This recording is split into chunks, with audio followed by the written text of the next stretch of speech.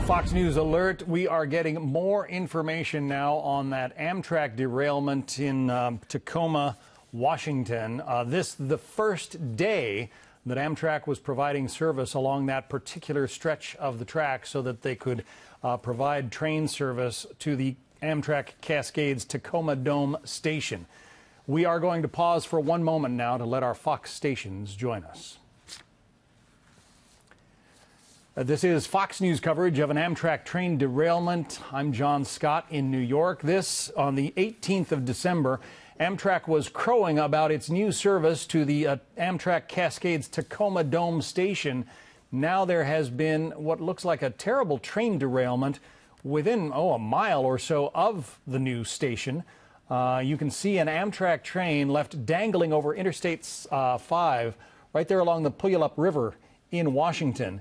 We can't tell for sure from this still photo how many cars actually came down on the highway and whether any vehicles, any automobiles were underneath them.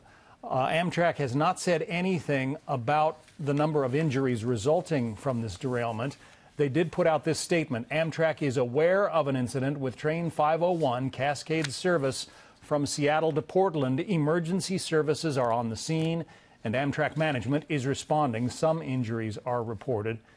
The Pierce County Sheriff's Office now says injuries and even casualties are reported. So that is an update over the last couple of minutes. Numbers to come on that. John Hyatt is a railroad investigator. He joins us on the phone from Seattle. John, you have to think that somehow Amtrak operating on this new stretch of track so they could open up this new station had to play a role in this accident. Well, it's awful early to tell. There's also some reports that the train struck a truck on the tracks. And but looking at the photographs, the lead locomotive seems to be intact and on the track. And then the other car, of course, as you're looking at, is hanging off onto the I-5 pass. You have the Puyallup River running right alongside there. Obviously, the fortunate thing is it's very easy access for emergency people. But, yeah, I fear there's got to be some casualties on this train. It looks pretty bad. I don't know. I think this is, as you said, the first day that they ran the new route. But I highly suspect, at least the initial indications are, that it may have struck something on the track. Yeah. And the information that you're getting is that there was a truck or some kind of vehicle on the track? Initially, there was a transportation person working on the train since it was the new route, and he was tweeting along as he went, and then he tweeted that they had just struck a truck and derailed, and that was the last tweet that they had gotten from him. So that's all the information I'm going by, and it's just so early to tell. I was just on my way down the I-5 this morning, and I had to obviously cancel. Yeah, and these cars are very robustly built, so that still picture that we showed earlier that showed one end of the car still up there, and there is the photo. One end of the car still essentially attached to the train, the other dangling down onto the tracks.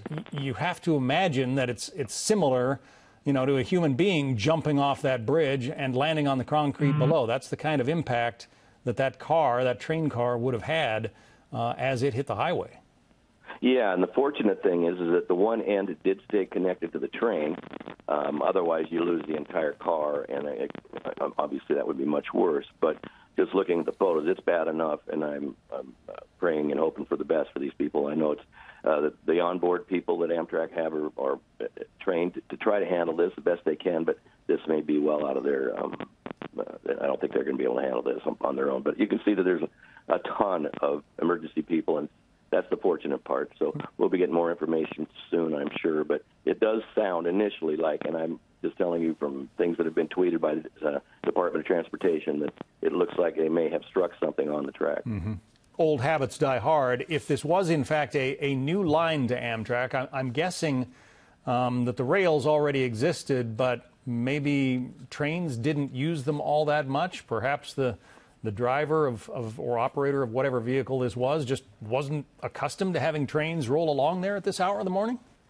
I'm just not sure. There was a 30-mile-an-hour curve right before you get into this area, and, of course, that there was some unfamiliarity, but I really don't know that that's the case. I mean, it sounds to me like they struck something. However, there are so many possibilities. And the track had been in use; it just hadn't been used for this particular route. Right. So I'm sure it had been inspected and so forth. And there's just so much information yet to come out, and I'm sure in the next hours we'll find out a lot more information. And at this point, the Pierce County people already are reporting casualties and injuries, and I just don't know how to interpret that. Yeah. Amtrak spent years planning this new service. Again, they just cut the ribbon on the Amtrak Cascades Tacoma Dome station, which, looking at it on the map, is only about a mile from where this accident took place. But they spent years planning it. They spent $800 million in upgrades on not only the station, but also the tracks. And yet something like this happens. It's been a huge project, and again, not knowing exactly what caused it. But if it is something like a truck on the track or something, it's one of those things that's very hard to prevent. But at this point, looking at the locomotive, I didn't see a lot of damage on the front of the locomotive, so I just don't know.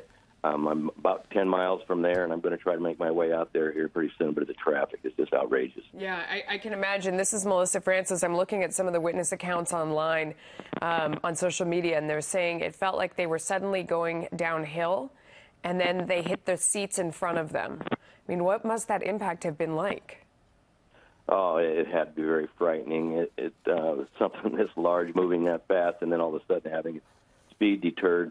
Obviously, all of the kinetic energy and everything else involved, it's going to be very treacherous. And as I said, it's probably a good thing that one half of the car is still hung up. I'm just saying that probably cushioned a lot from a lot worse blow that could have taken place. There's just so much to find out here, and I know in the next hours we'll know a lot more information. You mentioned that it was a clue that if you look at the picture closely, you can see that the car in front of the one that is dangling from the overpass is still on the track. So this wasn't the lead car. What do you infer from that? Well, that's so hard to infer. I mean, in an instant like that, you would tend to think that it was more mechanical, more track involved. But the report, and that's all I'm going by, is the one tweet from the State Department, Department of Transportation, that said they had struck a truck. Now, how he knew that, being back in the train, I don't know, unless he got up there and spoke to somebody. But it is unusual that if they did strike something, that the engine stays on and other cars derail. But there's so many things involved in what took place here. And I don't know exactly if that track, what the track speed is right there, but it looks like they must have been going at a bit of a slower rate of speed. Otherwise, I believe that car probably would have gone all the way off. We know that they were heading on a new route to a new station. Do we know if this was the first train to go through there or if others went ahead of it today?